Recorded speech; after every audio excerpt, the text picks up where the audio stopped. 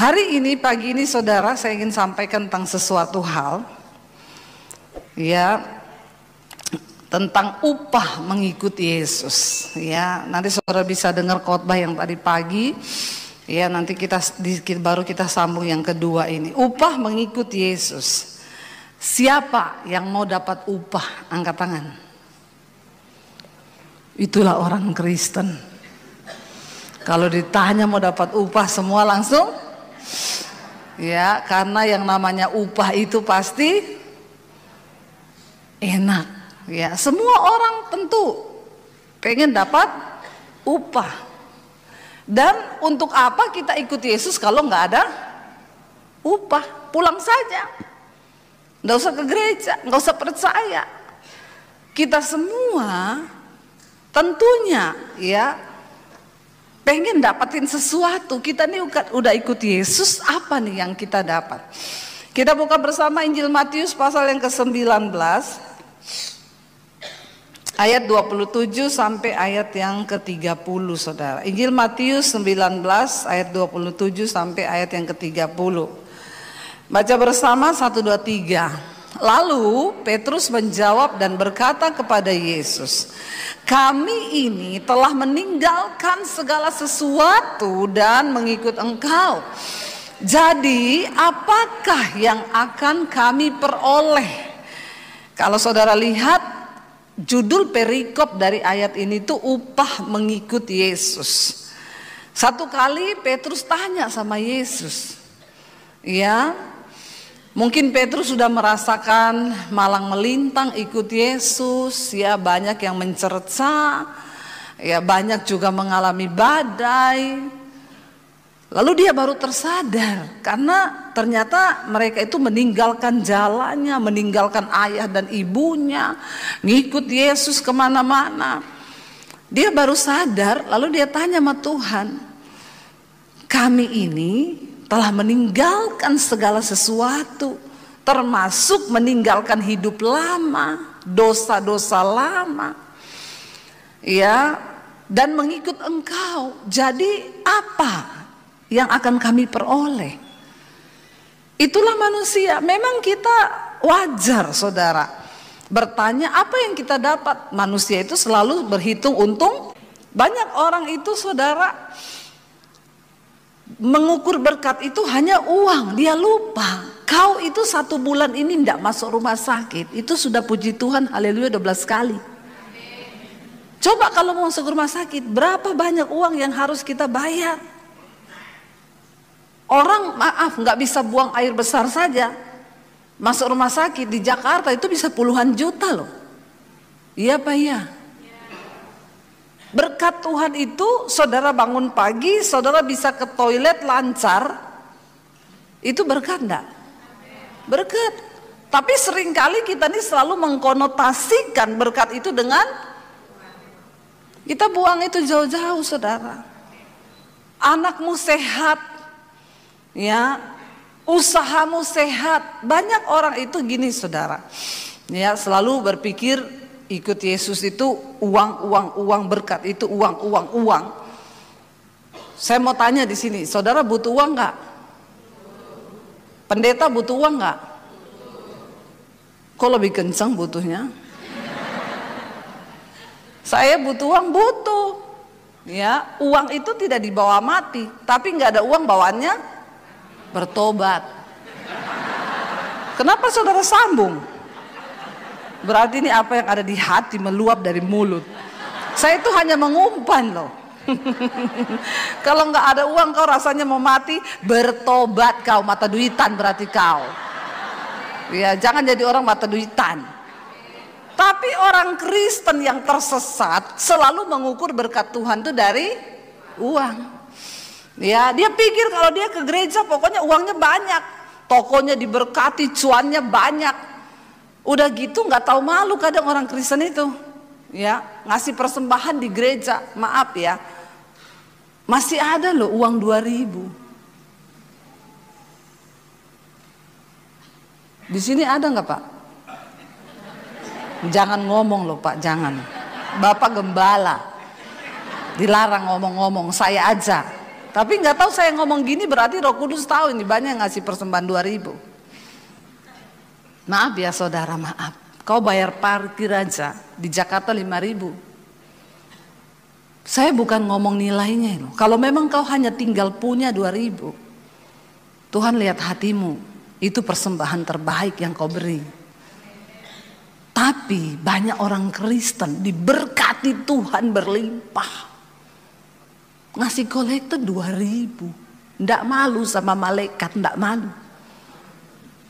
Udah gitu ngasih kolektor, nyanyi lagi, persembahan kami sedikit sekali. Udah sedikit dia ngomong apa?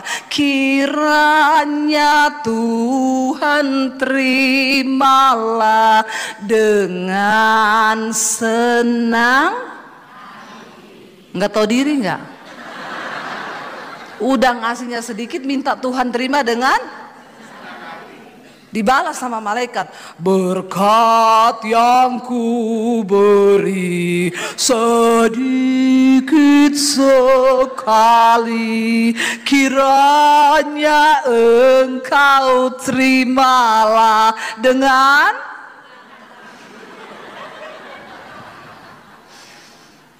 tertawakanlah dirimu sendiri. Saudara, Yesus berkata begini, kita lihat ayat yang selanjutnya.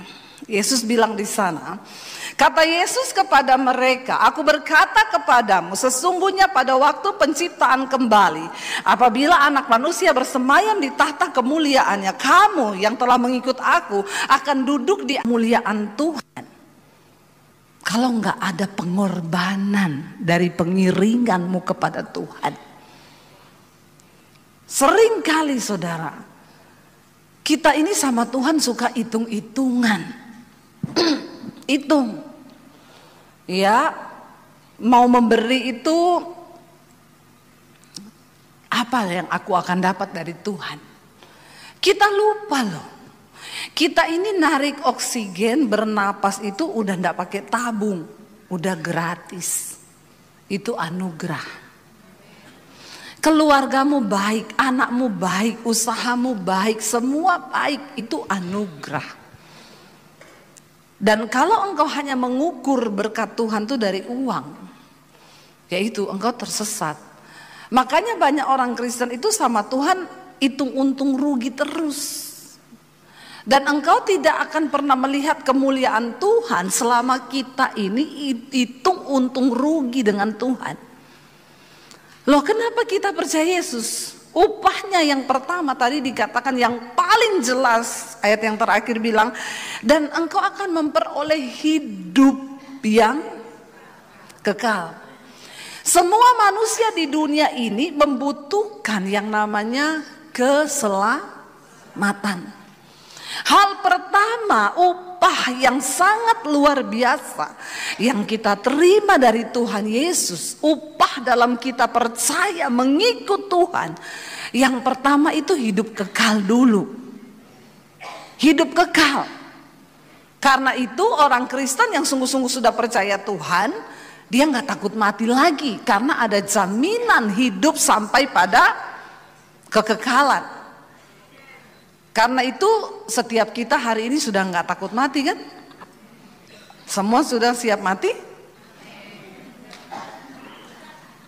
Yang sudah siap mati tolong angkat tangan. Kenapa kau tertawa? Saya itu tanya yang sudah siap mati, bukan yang sudah mau mati. Saudara siap atau tidak? Kalau waktunya datang, nggak bisa diundur. Jadi daripada kau tidak siap, lebih baik mempersiapkan diri pada kematian. Itu bukan beli peti yang ada gambar Tuhan Yesus warna putih yang mahal, bukan. Tapi putihkan hatimu dan hidupmu, hidup dalam kekudusan. Buang semua dosa. Yang selingkuh bertobat. Ada di sini yang masih suka selingkuh?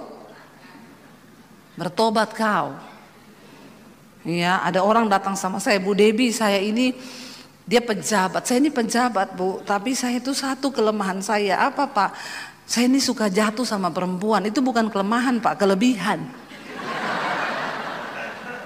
Jangan kau bilang kelemahan, itu Bapak kelebihan. Terus saya tuh mau tanya Bu, bagaimana ya supaya saya ini bisa tobat ya Bu, enggak begitu-begitu lagi. Saya tuh kalau datang ke Jakarta, kan dia dari daerah, baru pesawat baru mau landing nih Bu, udah cepat-cepat pengen hidupin HP, pengen telepon perempuan, suruh datang ke hotel. Jadi Bapak ini mau datang sama saya minta apa? Minta nasihat bagaimana ya Bu supaya saya berubah. Saya tidak akan mendoakan Bapak, karena biar saya tumpang kaki juga. Kalau Bapak memang nggak niat bertobat, nggak bisa Pak. Terus apa nasihat Ibu? Gini aja, ingat-ingatin aja kalau Bapak landing di Jakarta, pegang HP, ingat Pak, kau masuk hotel bawa perempuan, kau lagi bersinah Pak, malaikat gunting satu saja urat di jantungmu, satu saja digunting malaikat, mati kau Pak. Mati kau, difoto, masuk koran Pak. Jadi Bapak pilih sekarang masuk surga, masuk neraka, atau masuk koran. Dia langsung ini, oh Tuhan Yesus. Aduh Ibu kok menakutkan ya Bu nasihatnya. Iya, karena kan Bapak udah tahu firman ya. Kita nggak usah lagi kasih nasihat-nasihat yang menghibur. Ya Pak Gembala ya. Kalau ada jemaat gitu ngomong aja Pak, mati kau, jantungmu digunting satu. Langsung Pak, itu jemaatmu kepahitan sama Bapak, pasti dia keluar dari gereja ini. Dia keluar pasti dia ngomong, apa itu gembala mulutnya kayak begitu. Memang serba salah menghadapi orang Kristen ini. Ya, makanya memang ada kayak saya begini. Puji Tuhan saya ini bukan gembala. Saudara tersinggung, terserah, emang gue pikirin. Mau tersinggung aja, nggak mau dengar khotbah saya silakan. Ya, yang belum subscribe channel YouTube saya.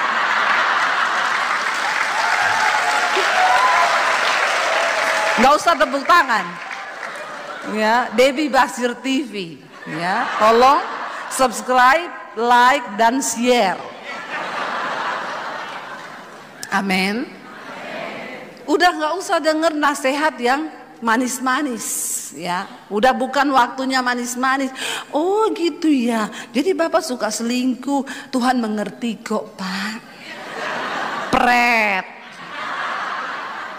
bertobat kau ya, bertobat. Jangan main-main dengan Tuhan. Kenapa kita percaya Yesus? Upah yang pertama dan yang terutama, kita punya hidup yang kekal. Makanya orang yang sudah percaya Yesus, sungguh-sungguh ikut dia, nggak takut lagi dengan yang namanya kematian. Mati itu untung. Kita beristirahat dari segala jerih lelah. Makanya kalau ada orang konseling sama saya Pak, dia bilang, Bu, saya ini punya masalah, bergumul, saya sudah capek hidup. Hidup, hadapi masalahmu, amin. Jadi gitu, kita nih hadapi jemaat harus pinter-pinter loh Pak. Pakai ayat saja, pakai ayat. Nggak usah pakai yang lain. Saudara, ikut Yesus nomor satu, upahnya hidup kekal. Tidak ada satupun tokoh agama yang berkata, akulah jalan kehidupan dan kebenaran. Tidak ada seorang pun sampai kepada Bapa kalau tidak melalui Yesus. Dia adalah juru selamat bagi manusia. Ada jaminan kehidupan kekal kepada orang yang percaya kepada Yesus. Yang kedua saudara, baru untuk yang di dunia ini. Jelas sekali tadi kita baca, di sana Yesus berkata, kalau engkau sudah meninggalkan ayahmu, ibumu, rumahmu, ladangmu, hartamu, semuanya tidak berarti lagi karena Yesus, baru engkau bisa memperoleh lipat kali ganda. Tapi banyak orang Kristen gitu, dia pelit setengah mati tapi berharap dapat lipat kali. Pret nggak? Ya, ngomong sendiri ya, pretnya agak mantap gitu kayak saya gitu ya. Dia sendiri nggak berani berkorban hidup, nggak berani berkorban tenaga, nggak berani berkorban uang, nggak berani berkorban perasaan, Tapi dia pengen dapat upah. Engkau main judi sama Tuhan. Ya, lucu orang-orang Kristen model begini tuh lucu. Saya tuh ketawa. Banyak yang datang, Bu gimana ya supaya saya kayak Bu Debbie. Ibu sekarang diberkati Tuhan ya, luar biasa ya. Kau mau proses yang kayak saya hadapi, mau diusir dari keluarga, tinggalin rumah, tinggalin semuanya dengan air mata bercucuran. Tapi saya bilang, pergi dari rumah ini kalau kau mau ikut Yesus. Jangan bawa ijazahmu, yang kasih sekolah kau itu saya, kata papi saya. Saya mau lihat kalau kau keluar tanpa ijazah ikut Yesus. Saya mau lihat Yesus kasih makan kamu pakai apa. Makanya memang saya harus jadi YouTuber. Nggak perlu ijazah. Amin. Saudara, ada upah. Saya mau tanya, kalau Tuhan yang berjanji, dia bohong nggak dengan janjinya? Dan hari ini dalam nama Tuhan Yesus saya bersaksi kepada saudara, semua yang ditulis dalam janji ini saya sudah mengalami. Saya bersaksi janji Tuhan itu ya dan amin. Tepuk tangan buat Tuhan. Tapi Tuhan sedang mencari hari-hari ini orang-orang yang layak, sebab Tuhan itu ingin memberkati kita sesuai dengan apa yang ditulis di firman. Dia tidak bisa menyangkali firman-Nya. Dan dia melihat hatimu saudara, bagaimana engkau tuh mau berkorban. Ya, kita hidup ini bukan hanya sekedar hidup loh. Saudara, jangan engkau berpikir aku ini hidup hanya sekedar hidup. Makanya banyak orang itu berusaha supaya umurnya panjang. Dia berusaha pokoknya dia itu mau melakukan apa aja biar aku ini umur panjang. Maaf saudara, hidup mati kita itu di tangan Tuhan. Biarkan Tuhan menemukan alasan untuk memberkati hidupmu, memperpanjang umurmu. Karena engkau hidup menjadi berkat bagi banyak orang. Udah hidupnya jadi batu sandungan, pelit, kikir, minta umur panjang lagi. Ya, saudara, bagaimana supaya Tuhan memberkati janjinya? Ya kita harus melakukan firman.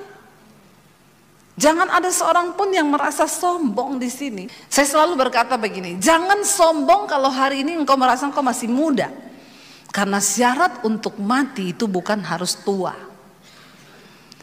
Jangan sombong kalau hari ini engkau merasa engkau sehat. Wah, kolesterolku normal, asam urat normal. Ya, semuanya normal saya Bu, nggak ada sakit.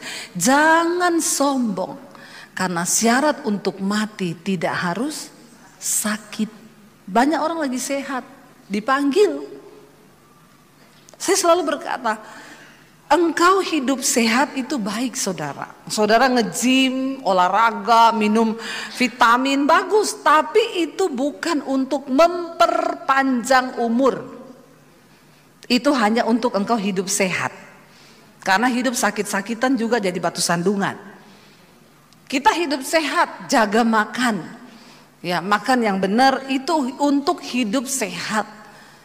Saya bilang, saya dan suami sekarang ini lagi merubah lifestyle kami, cara hidup kami, pola hidup. Kalau dulu makan nasi 2, ya 1-1, kadang 1,5. Sekarang kami bertobat, 1 nasi bagi 2. Kadang-kadang nggak pakai nasi.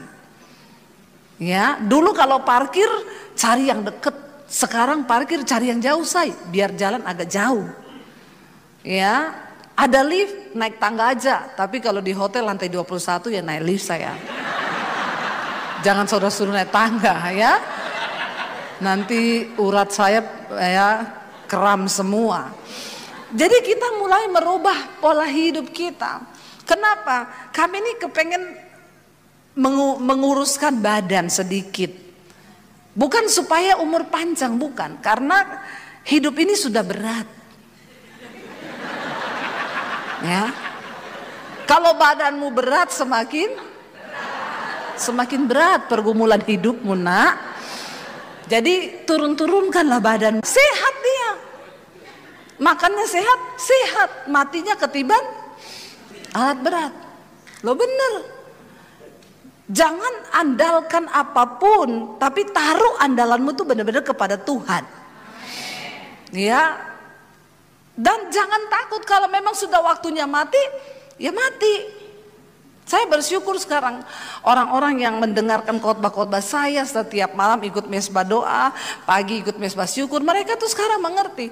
Jadi mereka kena cancer, mereka kena ini, telepon saya, Bu, terima kasih khotbahnya, saya kena cancer, Bu, tapi saya berserah sama Tuhan. Kalau sudah waktunya mati ya sudah, saya mati. Tapi kalau belum ya Tuhan beri saya umur panjang. Gitu aja hidup ini. Amin. Tapi kenapa bisa begitu? Karena kita yakin di dalam Yesus itu ada hidup yang kekal. Saya pernah, saudara, tidur nyenyak banget, enak banget, indah banget seperti di Padang. Terus tiba-tiba ada suara yang bilang gini, kalau kamu terusin tidurmu ini kamu mati loh. Saya gak pengen bangun loh, karena enak banget. Tapi saya ingat anak saya masih kecil, nanti suami saya kawin lagi, langsung saya bangun. Bangun saya, bangun. Bangun. Ingat suami mau kawin lagi, bangun langsung saya.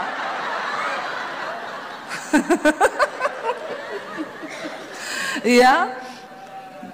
Tapi benar, itu indah. Dan memang benar Alkitab bilang orang mati itu dia beristirahat dari jerih lelahnya di dunia ini. Makanya kalau ada masalah jangan coba-coba mengeluh, capek Tuhan. Dipanggil nanti kau. Di absen sama malaikat. Tuhan bilang capek dia, panggil pulang. Mau dipanggil pulang cepat. Makanya jangan terlalu banyak mengeluh, nggak usah bersungut-sungut. Ada masalah hadapi, mengucap syukur, jalani semuanya, jalani proses tanpa protes. Amin. Jalani dengan Tuhan. Yang pertama itu hidup kekal, saudara. Ya, yang kedua baru Tuhan tambahkan berkat-berkat materi itu. Tapi ketika engkau juga rela berkorban, meninggalkan ayahmu, ibumu, ladangmu, rumahmu, ini semua hal-hal berharga loh di dunia. Keluarga, orang tua, itu kan berharga bagi kita. Ketika sikap hatimu tidak mencintai sesuatu melebihi mencintai Tuhan, dia tahu hatimu, saudara. Banyak orang berkata begini, saya tuh mau, Bu, menjadi berkat, Bu, tapi kan saya sekarang ini aja uang saya pas-pasan. Saudara, persembahan terbesar yang dicatat di Alkitab bukan dari orang kaya, tapi dari seorang janda miskin. Kenapa dikatakan itu persembahan terbesar? Bukan jumlahnya, tapi sikap. Karena Tuhan itu melihat hati. Kalau engkau pelit, enggak mungkin engkau itu bisa mengalami berkat dan terobosan dalam hal keuangan. Maaf ya, pelit enggak. Tuhan enggak ada alasan untuk memberkati kau. Dikasih duit, dia punya slogan gini, sekali masuk kantong, dalam nama Yesus tidak boleh keluar-keluar lagi. Wes sudah jauh, harapan jauh. Ya, bahkan ada orang-orang yang hidup terkutuk. Dia tuh tidak dapat karunia untuk menikmati. Tidak dapat karunia. Saya belajar, saudara. Saya tuh bersyukur hari ini kami sangat diberkati Tuhan. Ya, sangat diberkati Tuhan. Kami belajar, saya tuh menabur bukan ketika saya sudah kaya. Dari kami pas-pasan kami belajar menabur. Saya ingat saya tinggal punya uang 50.000. Pensi pasti.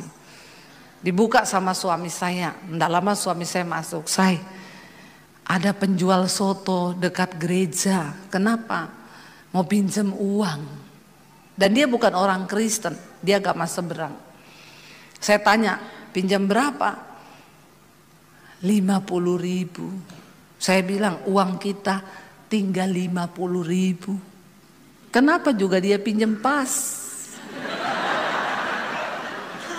Mbok yo pinjam separuh bagi dua ya. Saya tanya, pinjam buat apa?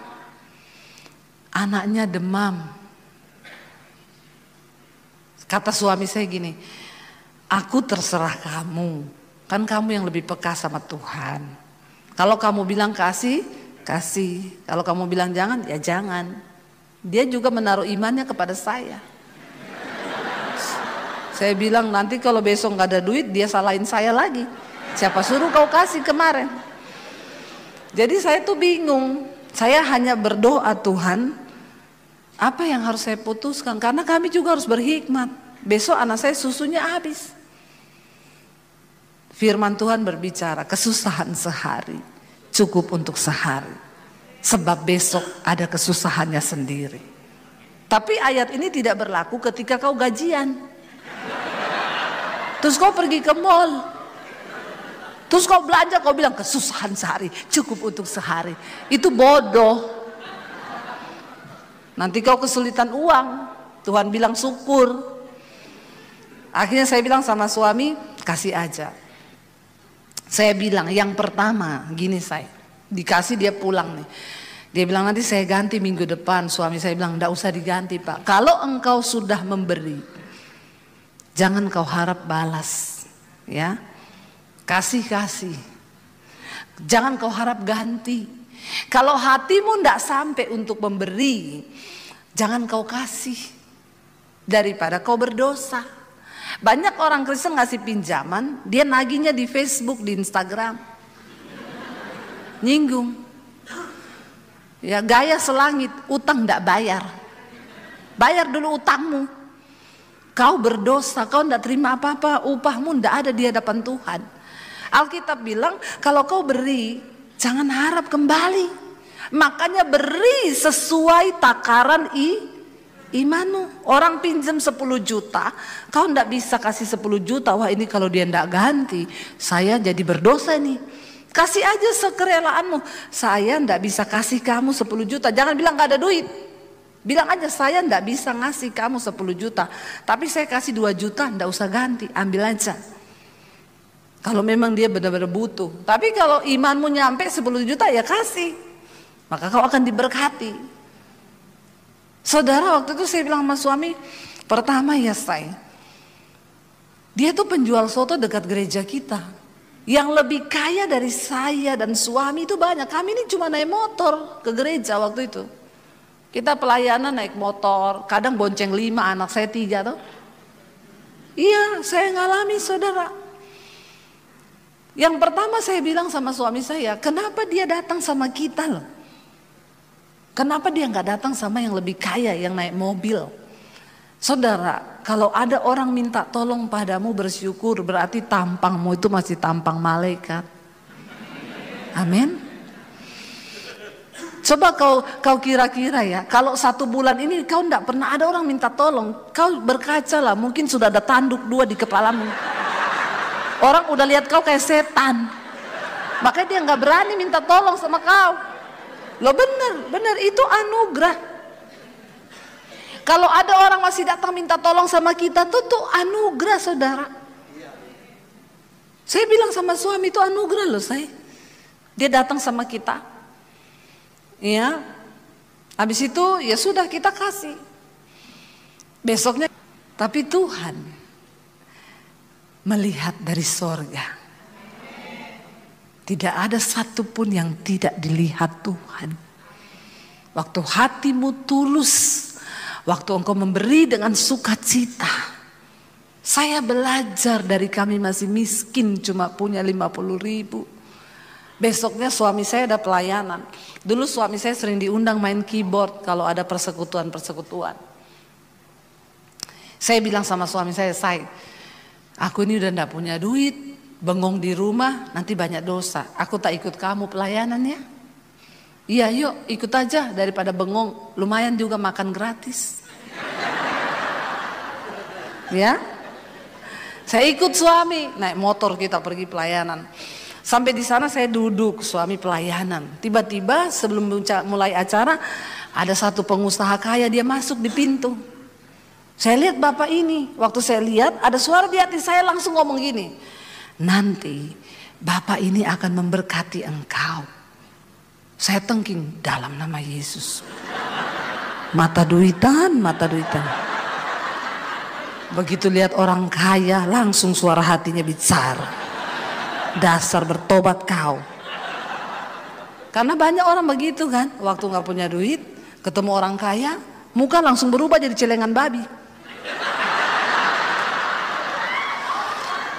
Dia pasang tampang susah, ya. Biar kelihatan susahnya, biar ditabur duitnya. Nggak usah kau rekayasa berkat Tuhan. Amin. Biasa aja Tuhan lihat hatimu kok. Nggak usah kau rekayasa. Saya tengking itu suara saudara. Dalam nama Yesus. Tapi itu suara bicara terus. Lalu saya bilang gini, Tuhan kalau ini memang suaramu pasti terjadi. Tapi kalau ini suara hati saya sendiri, ampuni saya Tuhan. Saya tidak bermaksud Tuhan. Memang saya nggak ada duit. Tapi saya tidak bermaksud mata duitan Tuhan. Tapi saya tunggu aja, pasti terjadi itu kalau dari Tuhan. Sudah selesai acara, sudah. Sini, saya doain. Kita disuruh duduk. Saya bilang, oh berkatnya doa. Bukan cuma duit, berkat itu juga bisa doa. Dia doakan kami, Tuhan berkati kedua hambamu gini. Oke, terima kasih banyak Pak doanya. Tunggu. Tuhan suruh saya nih, semua yang ada di dompet saya disuruh kasih sama kalian. Yakin Pak? Iya. Dia ambil semua yang ada di dompetnya saudara. Saya ingat banget waktu itu 750.000, 20 tahun yang lalu. Ini ada uang 750.000. Tuhan suruh saya kasih semua. Saya tanya, terus Bapak pulang pakai apa? Bapak pulang nih nggak ada duit loh. Saya pinjemin 50.000 ya Pak. Kok jadi bingung ya? Dia bilang nggak usah Bu, saya ada sopir. Oh, ini ya. Terima kasih banget loh Pak. Ini juga jawaban doa bagi kami. Oh iya, Tuhan berkati, Tuhan berkati. Turun di tangga gini, tunggu dulu. Punya rekening BCA enggak? Tuhan suruh saya ini. Terus saya bilang, oh iya punya Pak. Berapa ya nomor rekeningnya? Enggak hafal Pak. Jangan sampai kamu enggak hafal nomor rekeningmu saudara. Nomor rekening itu harus hafal di luar kepala. Supaya kalau ditanya, langsung jawab. Jangan lama-lama. Karena bisa berubah pikiran. Kalau sekarang saya hafal 78503402441 BCA atas nama Debbie Basya. Nggak usah tepuk tangan, nggak penting. Saya bilang saya nggak hafal Pak. Oh ya udah besok pagi jam 8. Tolong SMS ya ke saya kirim ya. Iya Pak. Tunggu jam 8 tepat ya. Jangan jam 5 pagi kau sudah SMS. Jam 5 SMS, setengah 8 gini, sudah transfer belum ya? Itu mata duitan. Nggak usah ditanya. Belajar untuk nggak usah merekayasa janji-janji Tuhan itu. Kalau Tuhan sudah berjanji itu pasti dia tepati. Jam 8 saya SMS, Shalom Pak, ini nomor rekening saya. Udah, saya nggak tanya-tanya lagi. Jam 10 dia telepon. Ibu sama Bapak ada di mana? Lagi di rumah. Bisa ke BCA sini? Oh iya bisa, deket sama rumah. Saya tunggu di sini ya. Saya mau kasih tunai aja sama saya mau sampaikan sesuatu. Kami datang saudara. Dia pegang amplop coklat. Dia bilang, kalian jangan terima kasih sama saya ya, sama Tuhan. Saya tuh enggak pernah gini loh. Tapi Tuhan suruh saya. Ini ada uang 10 juta. 20 tahun yang lalu. Ini dari Tuhan, saya juga nggak tahu, tapi Tuhan suruh saya berkati kalian. Saudara, uang 50.000 semalam, besok jadi 10.750.000. Gini loh saudara, saya bukan mau ngajari saudara tuh berjudi, enggak. Tapi Tuhan itu melihat hati, janjinya.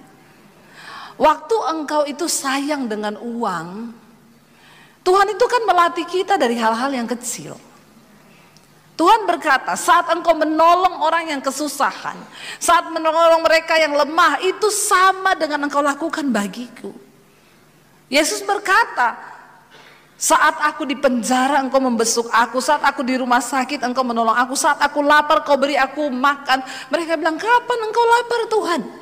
Kapan engkau di penjara? Karena sesungguhnya segala sesuatu yang kau lakukan bagi sesamamu manusia yang lemah, itu sama dengan engkau lakukan bagiku. Nanti terus pulang dari ibadah, siapa yang mau pinjam uang 50? Siapa? Nih tak kasih pinjam, mau pinjam? Nggak bisa direkayasa, Tuhan itu nggak bisa direkayasa. Amin. Jadi semua itu dari hati. Saudara, sampai hari ini pun, ya, saya dulu kehilangan rumah, saya kehilangan segala sesuatunya. Hari ini Tuhan balikan semuanya berlipat kali ganda. Di tengah masa pandemi, kita mau di rekening saya uang 10 juta enggak ada. Dan saya baru sadar, saya bilang sama suami saya gini, kita ini terlalu berani ya ikut Tuhan ya. Ternyata kami ini tidak ada gaji bulanan. Memang kami hidup hanya dari melayani Tuhan. Nggak ada gaji bulanan tetap setiap bulan. Jadi waktu pandemi kami baru sadar itu. Saya ini selama ini kita juga mau beli apa-apa nggak bisa utang saudara. Karena nggak ada slip gaji. Kami dulu pernah mau kredit rumah di Jakarta. Orang banknya tanya, Bu, slip gaji mana ya? Nggak ada mas. Loh ibu ada gaji? Ada. Dari mana? Dari sorga mas. Enggak bu, jadi gini bu, saya butuh slip gaji untuk pengajuan kredit ibu. Lah slipnya tuh dengan iman mas. Orang banknya bingung, dia bilang masalahnya bank belum terima slip dengan iman bu. Karena kebetulan bos kami tidak beriman.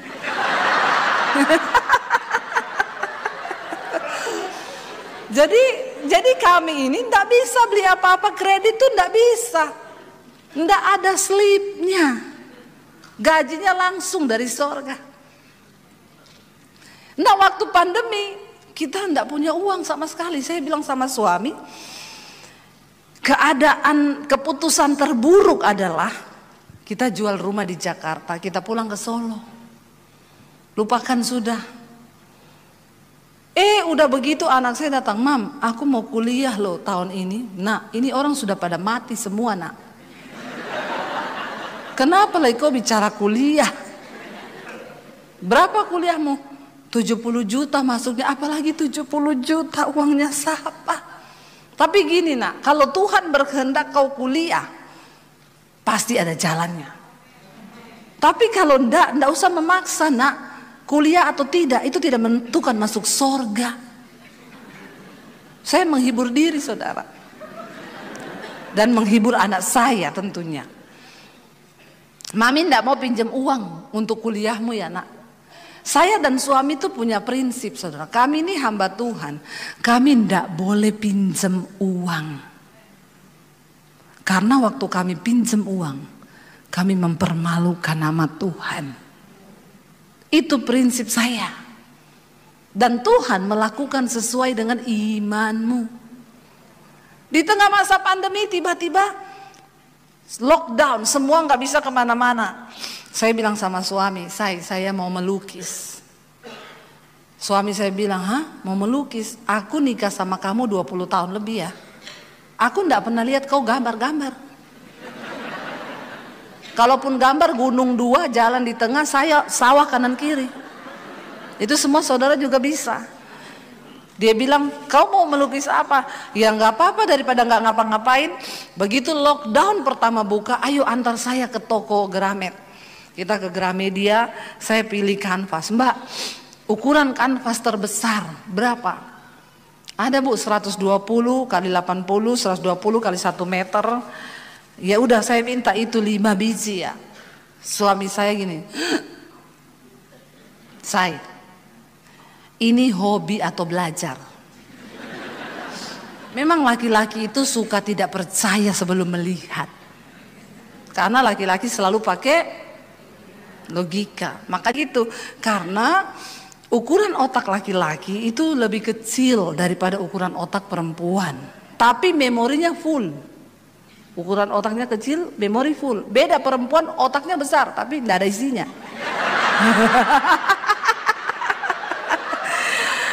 Tunggu dulu, dengar jawabannya, dengar. Kenapa saudara? Karena perempuan itu lebih pakai perasaan. Dia kalau ada masalah, dia curhat sama temennya. Dia WA, Say, lagi ada masalah ini, Say. Dibalas sama temennya, iya Cin. Kenapa Cin? Dia ketik panjang sekali. Suamiku itu gini. Temennya itu enggak baca karena kan sudah bosen dengan curhatannya. Enggak dibaca, cuma dibalas gini. Berdoa ya, Tuhan tahu hatimu. Dia udah plong. Waktu dia ngetik itu pelampiasan perasaannya sudah. Beda sama laki-laki. Laki-laki itu kan enggak pernah curhat. Jadi kalau ada laki-laki yang suka curhat itu laki-laki cucok. Cucok meong, ya. Saudara pernah lihat ada bapak-bapak Cin?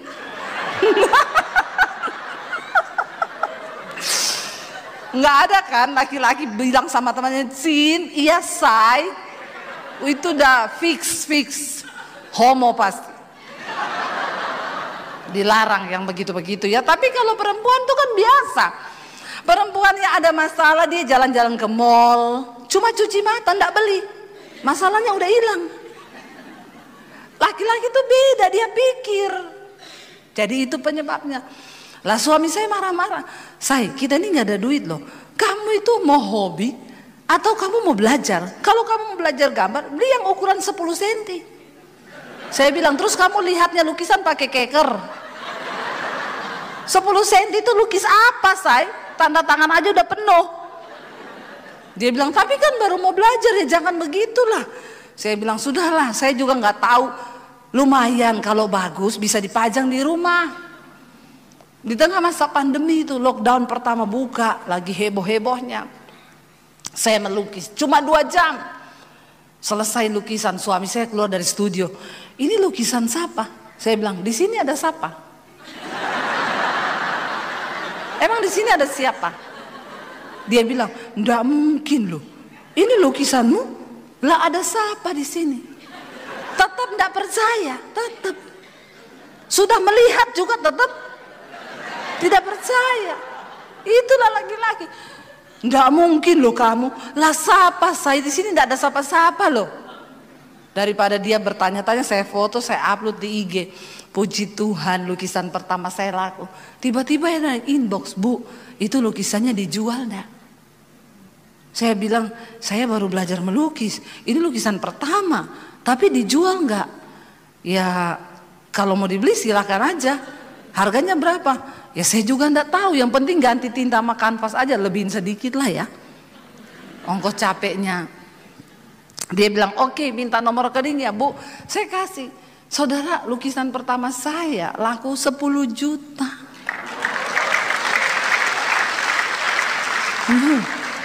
Saya liatin ke suami saya, opo?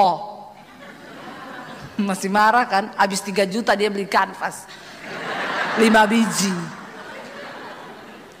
Ini loh, lukisanku laku nih loh 10 juta. Dia bilang, hah? 10 juta? Siapa yang beli? Ada orang. Beneran? Dia langsung bilang, besok tak antar beli kanvas lagi ya. Lukisan yang terjual, saudara, yang termurah itu 10 juta, ada yang 6 juta satu. Yang lainnya 50 juta, 25 juta, 50 juta. Nggak usah lihat itu HP yang hidup. Lihat saya aja kepo. Biasalah orang di gereja lagi hidup HP, matiin, kalau enggak masukin kantong kolektor. Saudara, ya, yang tertinggi 75 juta. Yang tertinggi. Yang lucunya waktu anak saya mau kuliah, lukisan saya laku, saudara. Tiba-tiba Dikirim bukti transfernya, Bu saya sudah transfer ya. Saya lihat 70 juta. Saya bilang, Pak kayaknya Bapak salah transfer Pak. Kenapa? Ini enggak kelebihan 0? Kan saya takut. Tiba saya pakai terus dia bilang kelebihan 0.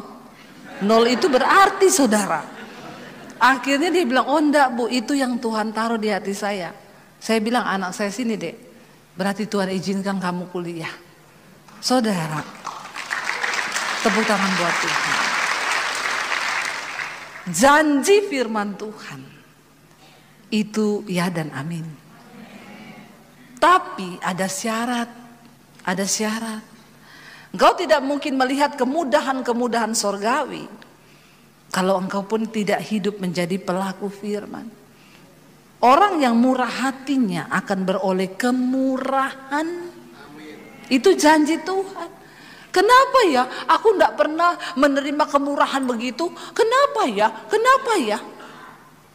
Tidak bakal kalau engkau tidak juga melakukan kemurahan. Ini udah habis waktunya ya Pak?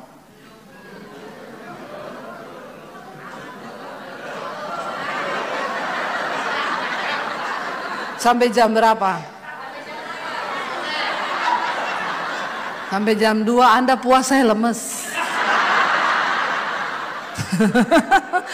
Nanti kita lanjut sore ya. Ada kesaksian, banyak kesaksian saya itu bagaimana Tuhan itu. Wah dahsyat deh. Saudara alami Tuhan yuk. Ayo alami janji Tuhan yuk. Tuhan itu mau loh. Tapi kenapa janjinya tidak terjadi?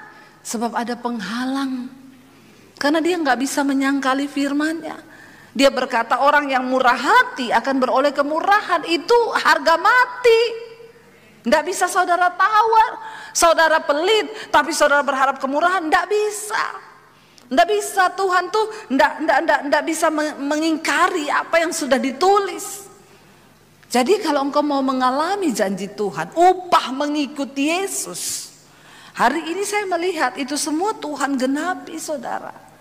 Tuhan genapi begitu luar biasa. Kami hanya tiap hari cuma wow. Di tengah masa pandemi akhirnya kami gak jadi jual rumah. Gak jadi jual rumah. Channel YouTube saya di tengah masa pandemi bertambah satu hari itu 1000 subscribe. Sehari. Padahal YouTube bilang kalau ada orang seminggu itu tambah 1000 tuh hacker. Saya punya di hacker malaikat. Hari ini 700.000 lebih subscribe-nya. Saya berdoa tahun ini 1 juta. Saudara, bukan itu yang menggembirakan saya. Saya mendengar orang-orang hidupnya dipulihkan. Yang mau cerai nggak jadi cerai. Orang-orang yang akhirnya dulunya sudah gak beriman sekarang percaya. Orang-orang yang jatuh dalam dosa sekarang bertobat. Itu yang menggembirakan. Jadikan hidupmu itu menjadi dampak ketika engkau melakukan firman Tuhan. Karena satu saat ketika kita mati, satu saat nanti kita akan berhadapan dengan Tuhan. Dan Tuhan akan tanya, apa yang sudah engkau buat bagi kemuliaanku selama engkau hidup. Tuhan tidak akan tanya hartamu. Dia tidak tanya jumlah depositmu. Tapi dia tanya, apakah hidupmu sudah berdampak? Saudara, ada upah bagi orang yang sungguh-sungguh mencintai dan mengikuti Tuhan. Tidak selamanya kita harus mengerti jalan Tuhan. Tapi untuk selamanya kita harus belajar percaya kepada Tuhan. Sekalipun mengikuti jejaknya itu berat. Seringkali apa yang kita mau secara daging tidak terjadi. Tapi percaya saudara, waktu kau ikut jejaknya Tuhan. Ayub berkata begini saudara. Perintah dari bibirnya tidak kulanggar. Dalam sanubariku kusimpan ucapan mulutnya. Mari dengarkan firman Tuhan dan simpan itu dalam hatimu. Waktu engkau menyimpan firman dalam hatimu, maka firman itu yang akan menuntunmu saudara.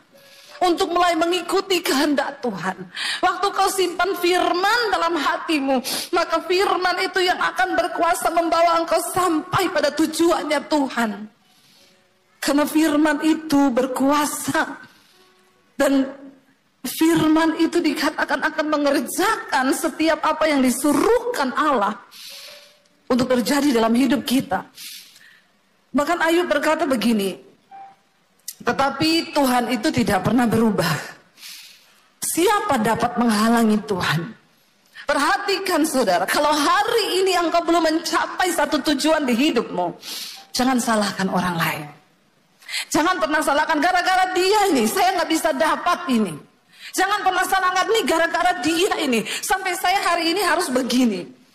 Waktu Tuhan yang menentukan untuk engkau dapat mencapai sesuatu, maka dikatakan tidak ada yang bisa menghalangi Tuhan. Tidak ada yang dapat menghalangi kuasa Tuhan yang besar untuk membawa engkau digenapi janji itu dalam hidupmu. Gak ada. Tidak ada satu manusia yang berkuasa pun saudara, yang dapat menghalangi jalan Tuhan atas hidupmu. Bagian kita cuma duduk di kaki Tuhan dan belajar percaya. Ajar kami memahami Tuhan, apa maksudmu dari setiap ujian ini. Waktu kau tahu bahwa ayat ini berkata, siapa dapat menghalangi Tuhan? Karena itu saya selalu belajar untuk menerima bahwa kenyataan apapun yang kita hadapi hari ini itu seizin Tuhan. Dia tidak pernah terlalu cepat. Tuhan gak pernah buru-buru saudara. Walaupun kita udah gebelet banget pengen dapetin itu, tapi Tuhan bilang tunggu. Kalau aku belum berkata, itu gak akan terjadi. Waktu kita mengerti cara Tuhan ini, kita nggak mudah menyalahkan orang lain gara-gara dia itu. Sampai saya nggak bisa begini, gara-gara dia itu. Stop. Karena Tuhan, kalau dia sudah menetapkan sesuatu, ayat ini berkata, tidak ada satu pun yang dapat menghalangi Tuhan. Tidak ada satu kuasa pun yang dapat menghalangi kehendak Tuhan terjadi. Apa yang dikehendakinya, perhatikan. Ayat ini berkata begini saudara, baca bersama.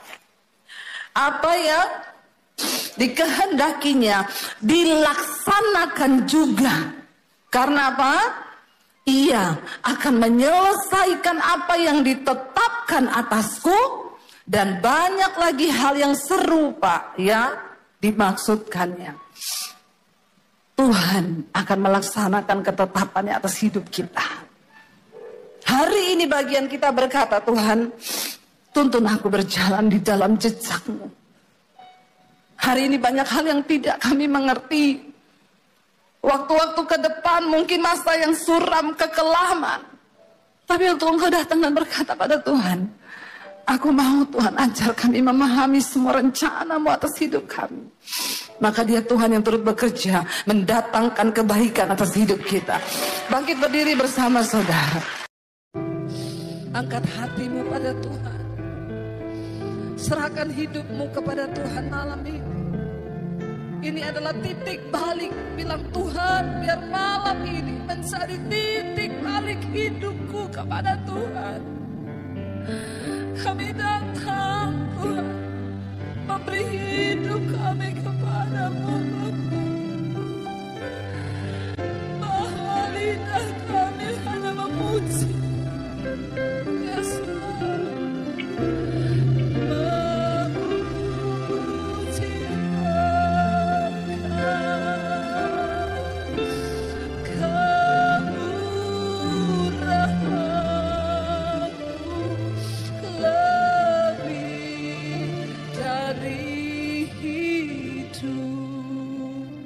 Tutup mata dalam hadirat Tuhan. Bapa, lihat setiap hati kami malam ini. Kami datang Tuhan. Tuhan yang tahu hidupmu masing-masing saudara. Dan malam ini dia cuma mau engkau beri hidupmu yang sungguh-sungguh bagi dia. Tidak peduli dosa apapun yang sedang hari ini engkau lakukan. Tuhan tidak pernah melihat masa lalu, tapi dia tunggu engkau yang sekarang untuk menyerahkan hidupmu kepada Tuhan.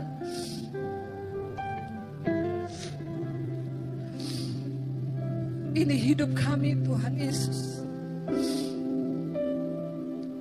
Berapa banyak di antara saudara yang mau sungguh-sungguh menyerahkan hidupmu pada Tuhan? Angkat tanganmu di tempatmu, saya akan berdoa. Tuhan, Engkau melihat setiap tangan kami yang terangkat kepadamu Tuhan. Ini kami di atas kota Palangkaraya ini Tuhan. Kami datang menyerahkan hidup kami kepada Tuhan. Biar kemurahan-Mu nyata di hidup kami Bapa. Ya Yesus,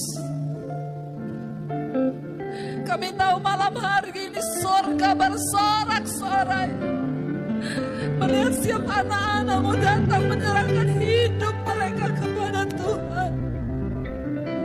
Jesus, sebab tidak ada persembahan yang menyenangkan hati Tuhan selain persembahan hidup yang kudus dan yang berkenan kepada Allah.